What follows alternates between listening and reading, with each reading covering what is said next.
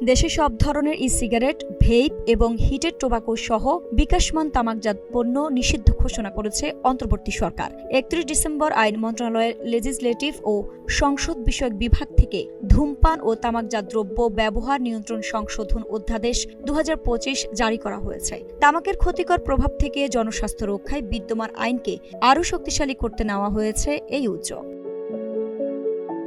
নতুন এই অধ্যাদেশে তামাকজাত দ্রব্যের সংজ্ঞা আরও বিস্তৃত করা হয়েছে। এখন থেকে electronic nicotine delivery system, heated tobacco product এবং নিকোটিন পাউচকেও তামাকজাত পণ্য হিসেবে গণ্য করা হবে। পাশাপাশি সরকার যে কোনো সময় প্রজ্ঞাপনের মাধ্যমে নতুন কোনো পণ্যকেও এ তালিকায় যুক্ত করার ক্ষমতা রাখে। অধ্যাদেশে পাবলিক প্লেসের সংজ্ঞাও স্পষ্ট করা হয়েছে। শিক্ষা প্রতিষ্ঠান, সরকারি বেসরকারি অফিস, হাসপাতাল, গ্রন্থাগার, লিফট, রেস্টুরেন্ট এবং গণপরিবহনের জন্য যাত্রীদের অপেক্ষার সারিসহ জনসমাগম স্থলে ধূমপান ও তামাক ব্যবহার নিষিদ্ধ থাকবে। ভবনের বারান্দা, প্রবেশপথ এবং ভবন সংশ্লিষ্ট উন্মুক্ত আঙ্গিনায়ও এ নিষেধাজ্ঞার আওতায় পড়বে।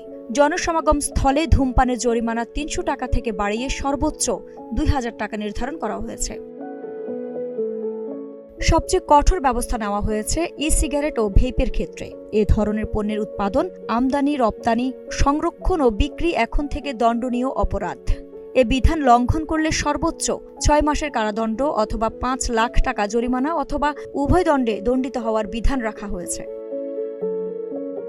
তামাকজাত দ্রব্যের সব ধরনের প্রচার ও বিজ্ঞাপন বন্ধের নির্দেশ দেওয়া হয়েছে অধ্যাদেশে। প্রিন্ট ও ইলেকট্রনিক মিডিয়ার পাশাপাশি ইন্টারনেট, সোশ্যাল মিডিয়া এবং ওটিটি প্ল্যাটফর্মেও তামাকের বিজ্ঞাপন নিষিদ্ধ। এমনকি তামাক কোম্পানিগুলোর CSR কার্যক্রম বা কোনো অনুষ্ঠানে তাদের আর্থিক সহায়তা গ্রহণও এখন থেকে অবৈধ।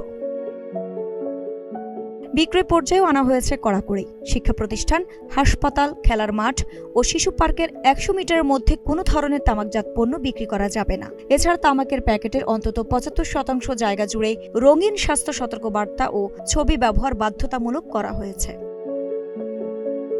নতুন এই অধ্যাদেশের মাধ্যমে বাতিল করা হয়েছে ১৯৭৫ সালের বিডি ম্যানুফ্যাকচার প্রহিবিশন অর্ডিন্যান্স। এর ফলে কুম্ভি ও টেন্ডুপাতার বিড়ি উৎপাদন ও বিপণন এখন সম্পূর্ণ নিষিদ্ধ। আইন অমান্যকারী প্রতিষ্ঠানের ক্ষেত্রে লাইসেন্স বাতিল ও মালামাল জব্দের মতো কঠোর ব্যবস্থা নেওয়ার ক্ষমতা দেওয়া হয়েছে সংশ্লিষ্ট কর্তৃপক্ষকে।